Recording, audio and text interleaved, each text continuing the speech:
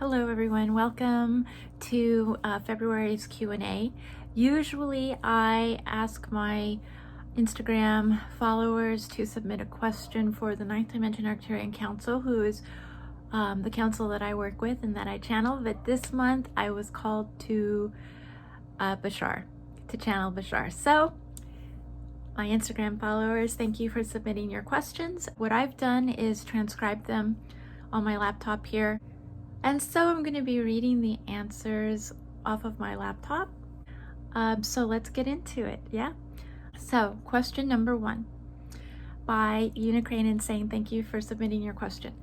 How do I know which attachments need to be released? So he says the human condition does have quite a challenge with this one, and it's one of the main reasons we come to the Earth School, to understand the idea of attachment and releasing the attachments that lead to expectation and disappointment. So he said, you may be looking for a complicated answer here, but the answer is quite simple. And then I love this part. He said, whatever attachment you feel you have is the one you need to release. Whatever attachment you feel you have is the one you need to release. Attachment itself, regardless of what area of your life, whether it be to a person, career, event, an identity, a child, attachments themselves are not in the realm of creating a reality in which you get to choose who you be in the world. I like that too. So with attachment comes expectation, and with expectation usually comes disappointment and suffering, because you have this idea that it should be a certain way, right?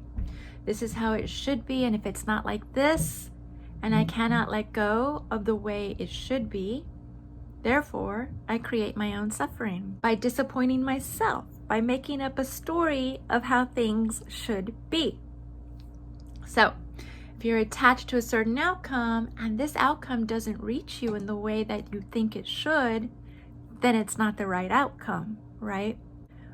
And we create suffering around this. So how do we know which attachments to release? The answer is all and any attachment, because this attachment then creates a constriction around possibility, and possibility is infinite. All right, so Bashar's advice is to create a possibility for yourself. What is something I would like to reach, I would like to achieve, create, design, or execute? What is the idea that I would like to materialize? How can I let go of the attachment of how something should come to fruition? Can I let go of what it needs to look like, exactly like, in order for me to be happy? Can you create a possibility and then be open to the infinite pathways in which that possibility can materialize? This is the part I love, right? So you might say there's still an attachment to an outcome regardless of the infinite pathways. You're still looking for an outcome to manifest itself. However, the beauty here is that you're not necessarily attached to the outcome, okay? You're now just simply experiencing the infinite possibilities in the world, which then open up to you all these new pathways. Pathways you weren't even aware of, experiences you weren't aware of, things you didn't design for yourself, right? Because it should be this way, which is beautiful. So what ends up happening is this initial intention you had provides you a creative energy to explore and play and expand yourself even further than the blinded version of, or vision of, what you wanted to first to create to begin with. So this is really cool. So really you're just creating a playground of learning, exploration, and expanding yourself when you are open to the infinite possibility around your creation and not having an expectation or an attachment to how it should come to you, right? So if we can release attachment on how it should look, then the world will unfold for you in a myriad of ways. All right, great. Question number 2 by Mary Mooney. Can you speak to creating art ethically and responsibly with respect to Earth? There are things that we are not aware of in the near future that will cause us to have little concern for this conflict as an artist, where you are building and using materials that you feel are not ethical or responsible in regards to the earth. So continue building your art in a manner that feels right for you. And if there are materials that are not ethical to use in this now moment, you can actually transmute the impact on the earth simply by offering gratitude and an intention, by transmuting any negative impact you sense you're making on the earth. You can simply offer your reverence to Mother Earth, hold sacred prayer for Mother Earth, and this alone offers healing, as if you are asking for permission to use materials that you feel are not ethical or responsible at this time. He did say this will change soon, and there's going to be a technology in which you will be able to create art that doesn't have a negative impact on the earth, and it will come down later in the future. Much of what we do now will benefit from this new technology in which the earth will no longer be victimized to the impact of humans. So that's exciting. The earth will be protected and safe. However, right now, his advice for you would be to transmute the energy of any materials you use by offering the gratitude, grace, and intention directly to Mother Gaia, and also share why you are using these materials. What's the application of these materials? What are you doing as a contribution to humanity by using these materials? And you can cancel any negative impact. You can cancel that out simply by transmuting the energy of these materials. All right, question number 3, Holly Ramey. How do I hold more space without getting drained and fear of taking up more space? So he said this question was very much directed to you as an individual, obviously, here. So you are a powerful and potent individual, so there's a balance that must be considered here. The reason you feel drained is because the power within you is so large. Something to consider is that the amount of energy you're extending into a space is going to match exactly and be in proportion to the amount of energy that you will feel drained by later. Yin, yang, dark, light, right? Same side of the coin. So you have the capacity to give of yourself quite powerfully, but on the other end, be drained just as powerfully. So a weakness or a deficiency can develop here simply because of the amount of power that's being extended. He also hears the fear of taking up more space, which is a reflection again of you know your power and you know how it can sort of dominate a space. So you say, if I'm not aware or careful and quite cognizant of how I'm using my energy in any given space with any one or group of people, you're going to get drained. So there needs to be discernment, he says. So Bashar's suggestion here is for someone so powerful is to continue to be very authentic in the power of your self-expression and the power that you hold. However, you'll need to be more discerning of when you use this power.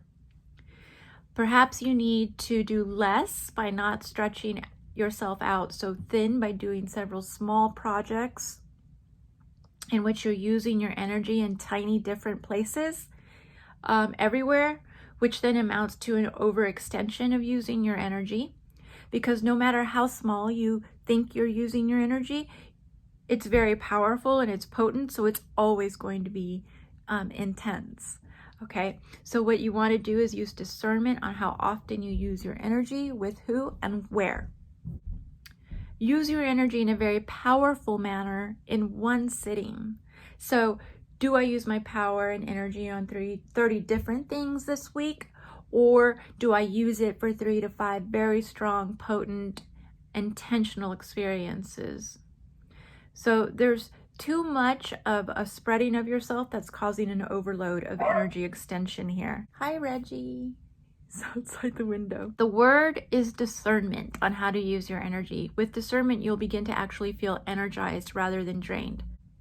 He also says there would be no fear of taking up more space because you are fully stepping into a very potent desire for your self-expression here, but in a very compact, concentrated, intentional, powerfully created place and time, instead of all these bits and pieces of you spreading yourself out thin. So I hope that helps. Question number 4 by Peace Bewitch You. I love that. I get a lot of creative and business ideas and then I feel overwhelmed. How to pick?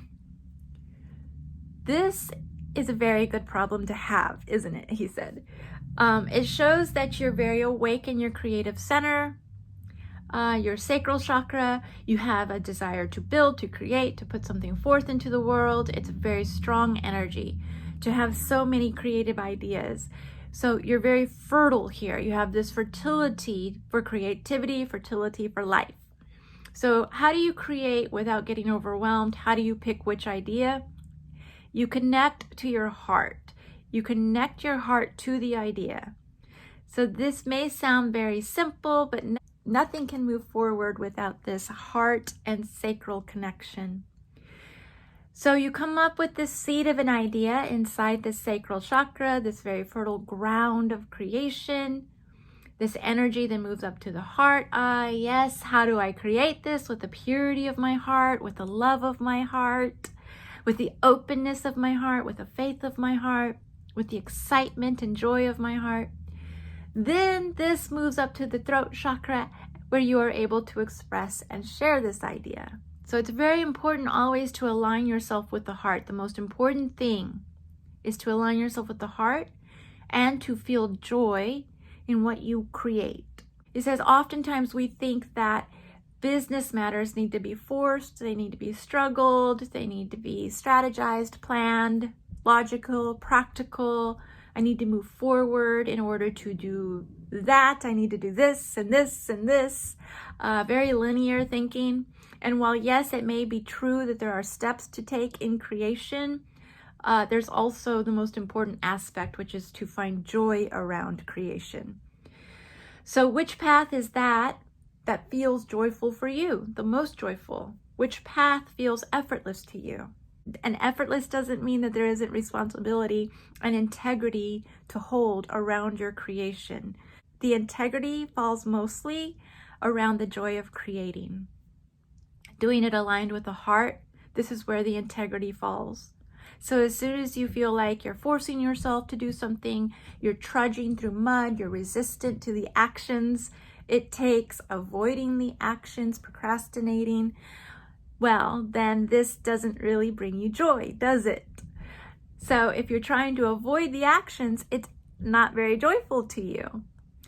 So where do you find joy? What actions bring joy to your heart to move forward with and to create, to bring into the world, to express yourself? Where does the energy never falter? The energy will, of course, ebb and flow, okay, because this is the nature of the universe, contraction and expansion.